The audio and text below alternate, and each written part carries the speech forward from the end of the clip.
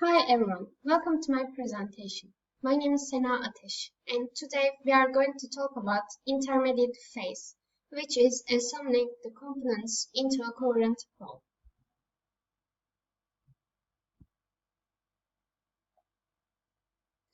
As you all remember, last week our two friends talk about the initial design phase, and they have 5 steps. And the steps were identify important situational factors, learning goals, feedback and assessment procedures, teaching and learning activities, and for the last one is make them all integrated. So in this intermediate phase, we are going to look 3 steps more, and after I make my presentation, my friend Nilay will go on with the final phase of final design phase, which is finish important remaining tasks.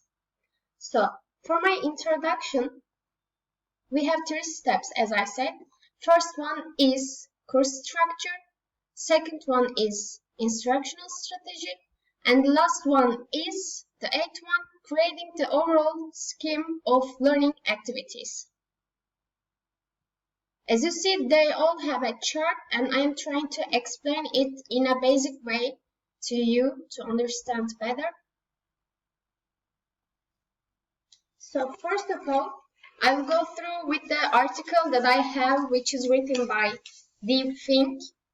I have watched many videos of him, basic one, the interview with the national speakers, and I advise you to watch. After that, we will start with the course structure. After you have created the basic components of the course, which is included in the 5 steps, you need to identify ways of organizing these activities into a powerful and coherent whole.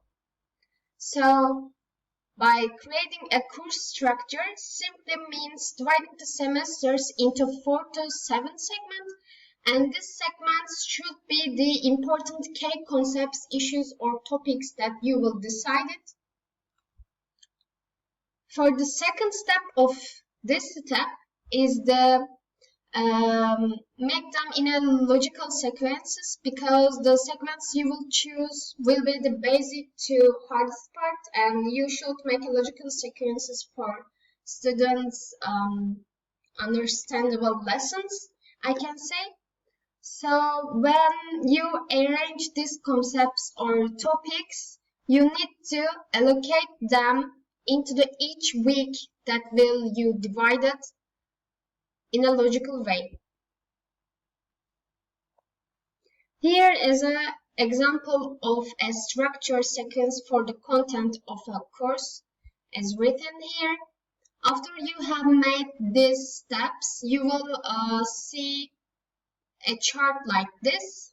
There are the topics here, and the white boxes are for each new topic. Students need introduction to the topic, and the shaded parts of the columns are for the opportunities to apply and use the concepts and ideas in assignments. And there is one major value of doing this is seeing more readily how to create questions or assignments for students that gradually become more complex and more challenging. And while doing this step, you need 3 actions. In summary, I can say, first one is identify 4 to 7 major concepts, issues, or topics for your course. And for the second one, you should decide, or you should ask yourself to what is the appropriate sequence for introducing this to students. And the last one is what initial ideas do you have for assignments or problems that would reflect the increasing complexity of the subject as students move from topic to topic. And for the 7th step, I should move myself here to see better. For the step 7, we have instructional strategy. in article, it's in the 27th page. And in this step, we shouldn't miss an important part of the distinction, conceptual distinction between teaching technique and instructional strategy.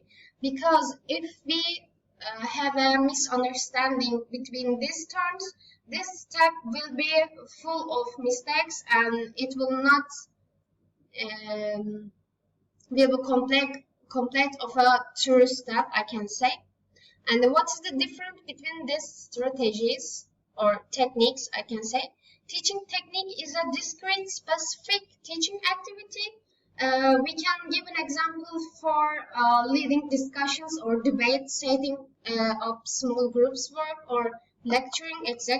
But the instructional strategy is a set of learning activities arranged in a particular sequence so that energy for learning increases and accumulates as students go through the sequence.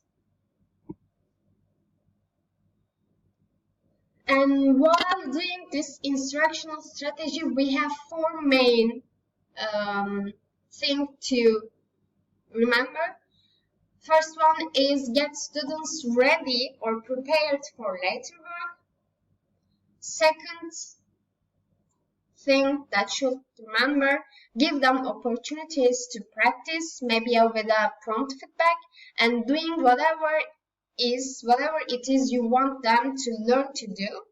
And third one is assess the quality of their performance, and the last one is allow them to reflect on their learning. By remembering them, when you create an instructional strategy, we have a template which is calling Castle Top by Fink. Is, as you see this chart, it's going step by step, and there are four in-class and out-class of activities because your lesson will be full-time. If you have a break, as Fink said, students can forget the classes, subjects, topics, or issues that you are trying to teach. So in this chart, I can say the main goal is create a sequence of activities that build on each other. You can see the questions mark here, and the questions mark asks you to identify the learning activity for each in class and out of class. As I said again, our goal is create a sequence of activities that build on each other. And the last step and the most important step is creating the overall scheme of learning activities. Now, at this time, you need to dynamically integrate the course structure and the instructional strategy together for whole course. And there's another chart here. As you see, this chart is the integrated of other two charts together in a logical way. Course structure is here for whole semester of term, and the instructional strategy here. As you see, there's step by step. And these diagrams allow us to see one important principle for a good course design, which is the first one is differentiation, and the other one is integration of learning activities. By saying differentiation, we have two main things, which one is variety in type of learning activities from day to day within each 1 to 3 week.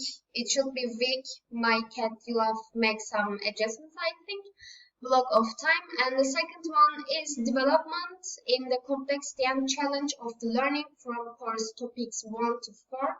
and integration should be reflected both within each topical unit of the time and the progression through each of typical units. And in the end of the step 8, before going through the final design phase, you should have considered 3 main questions.